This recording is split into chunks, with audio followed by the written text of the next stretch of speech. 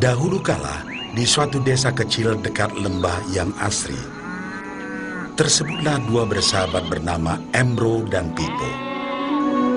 Mereka adalah tipe pemuda yang berambisi untuk menjadi orang terkaya di desanya.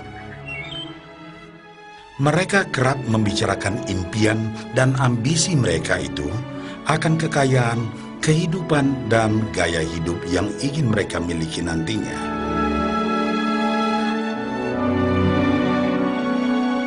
Mereka tidak takut untuk bekerja keras, hanya saja mereka masih belum mendapatkan kesempatan untuk dapat mewujudkan cita-cita mereka.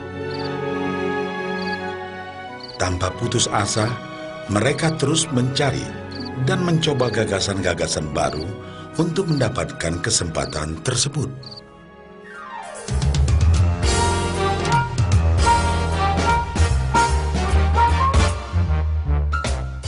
Hingga suatu hari, kesempatan itu pun datang. Desa mereka membutuhkan lebih banyak air. Oleh karena itu, kepala desa mempekerjakan Embro dan Pipo untuk mengambil air dari mata air di gunung untuk dibawa ke tempat penampungan di desa. Mereka akan dibayar sesuai dengan banyaknya air yang dapat mereka bawa. Maka mereka berdua pun menyambut dengan baik kesempatan ini. Embro dan Pipo pun segera melaksanakan pekerjaan tersebut dengan bersemangat. Setiap hari, sejak pagi hingga sore, mereka bergegas menuju mata air dengan membawa ember masing-masing. Mereka bekerja keras untuk membawa air sebanyak mungkin ke tempat penampungan air di desa.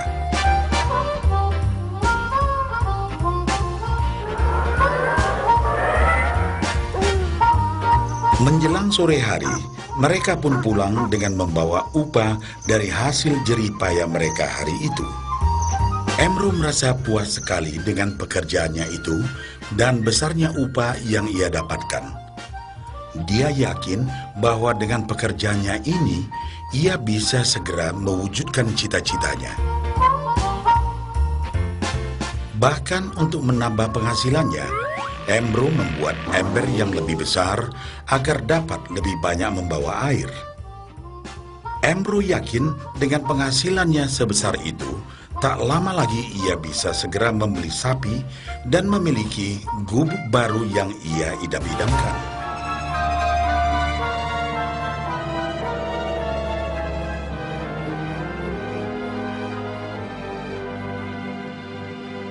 Lain halnya dengan Pipo.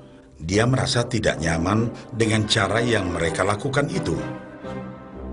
Ia mencari cara yang lebih nyaman untuk mendapatkan lebih banyak uang.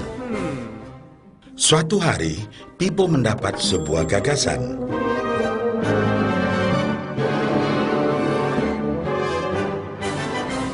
Ia berniat membangun sebuah saluran pipa yang akan mengalirkan air dari mata air langsung ke tempat penampungan air di desa. Dengan saluran pipa tersebut, ia akan mendapat lebih banyak air tanpa perlu lagi membawa ember ke mata air.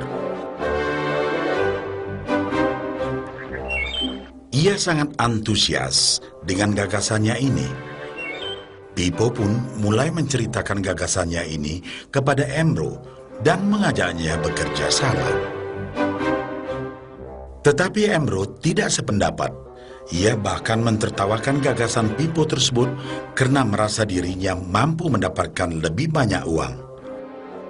Embro pun lebih sering lagi mengambil air dengan ember dan bahkan menggunakan ember yang lebih besar agar dapat membawa lebih banyak air ke desanya.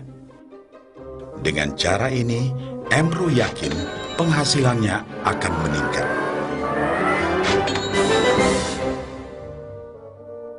Pipo akhirnya memutuskan untuk mewujudkan sendiri gagasannya itu. Dia mengerti bahwa tidaklah mudah untuk membangun dan menyelesaikan saluran pipa tersebut. Dibutuhkan beberapa tahun untuk bisa menyelesaikan dan menikmati hasilnya. Namun tekadnya telah bulat. Ia pun tetap bekerja mengangkat air dengan ember setiap hari seperti biasa. Tetapi di akhir minggu dan setiap ada waktu luang, Pipo bekerja keras menggali tanah yang banyak berbatu untuk membangun saluran pipanya. Pada bulan-bulan pertama, hasilnya hampir tidak kelihatan. Orang-orang desa mulai banyak mentertawakan dan mencemooh Pipo. Mereka menjulukinya Pipo si manusia saluran pipa.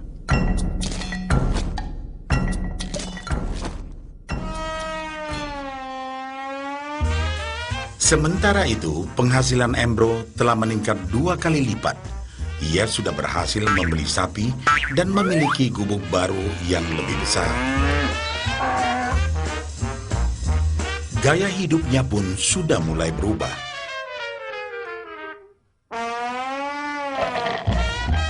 Ia sering menghabiskan waktu sepulang kerja di bar, menikmati hasil jerih payahnya mengangkat ember.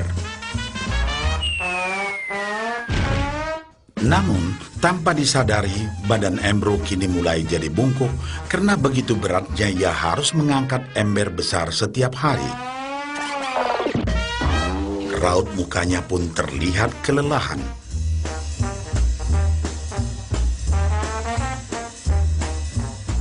Semakin hari, semakin sedikit air yang dapat dibawanya karena tenaganya berkurang seiring bertambahnya usia.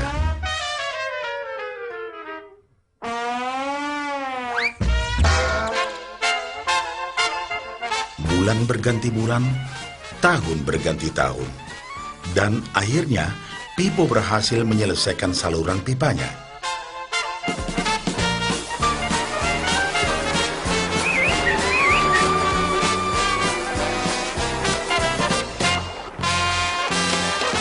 Kini, tanpa perlu bersusah payah mengangkat ember, Pipo akan mendapat lebih banyak uang berkat air yang terus mengalir memenuhi tong-tong air di tempat penampungan.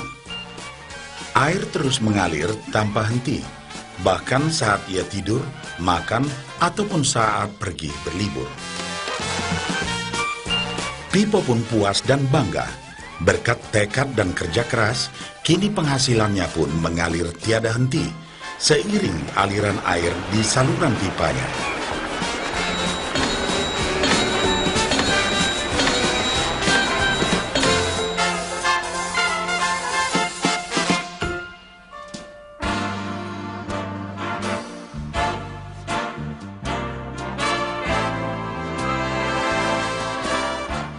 Setelah melihat cerita Embro dan Pipo, kita sadari bahwa cerita mereka menggambarkan kehidupan kita.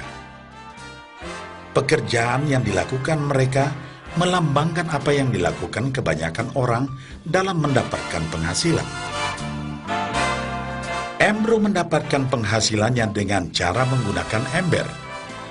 Ia harus pulang pergi mengisi embernya dari mata air ke desa untuk ditukarkan dengan uang. Untuk meningkatkan penghasilan, yang dilakukan Embro adalah dengan cara lebih rajin pergi ke mata air dan juga memperbesar ukuran embernya. Dalam kehidupan yang nyata, sangatlah normal kalau kita ingin meningkatkan penghasilan, kita harus bekerja lebih keras. Misalnya, dengan bekerja lembur atau mungkin mendapatkan pekerjaan tambahan. Kita juga dapat memperbesar ember kita, yaitu dengan menerima posisi pekerjaan yang lebih tinggi. Sebagian besar dari kita menukarkan waktu kita untuk mendapatkan uang. Seperti juga Embro, kita pun memiliki waktu yang terbatas untuk dibarterkan menjadi uang. Dan kita tahu, setiap orang hanya memiliki 24 jam per hari. Dan tidaklah mungkin kalau kita membarterkan seluruh waktu kita untuk bekerja. Dan yang lebih sulit lagi, yaitu jika kita tak mampu lagi membarter waktu kita, karena alasan usia, kesehatan, ataupun alasan lainnya, sehingga penghasilan kita terhenti sama sekali. Tetapi coba perhatikan apa yang dilakukan Pipo. Secara bijaksana, Pipo tidak membarterkan seluruh waktunya hanya untuk mendapatkan penghasilan yang terbatas. Tetapi dia menggunakan sebagian waktu yang dimilikinya untuk membangun saluran pipa, karena dia tahu bahwa saluran pipa ini akan mendatangkan penghasilan yang berkesinambungan tanpa dia harus membarterkan seluruh waktunya. Dia tahu bahwa suatu hari nanti, mungkin karena alasan usia atau kesehatan, dia akan tidak dapat lagi membarterkan waktunya dengan uang. Sedangkan bila ia mampu mewujudkan gagasan saluran pipanya itu, dia hanya perlu bekerja keras sekali saja untuk membangun saluran pipa. Setelah saluran pipa selesai, maka penghasilan akan terus mengalir bagi Pipo. Pipo telah menunjukkan kepada kita bahwa untuk mendapatkan penghasilan, kita tidak selalu harus dengan cara barter waktu dengan uang. Ada cara lain yang lebih baik. Bagaimana dengan Anda?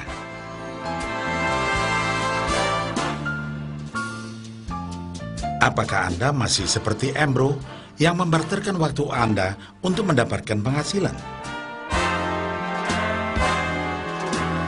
Atau Anda ingin mengikuti jejak Pipo dengan mulai membangun saluran pipa untuk mendapatkan penghasilan yang berkesinambungan?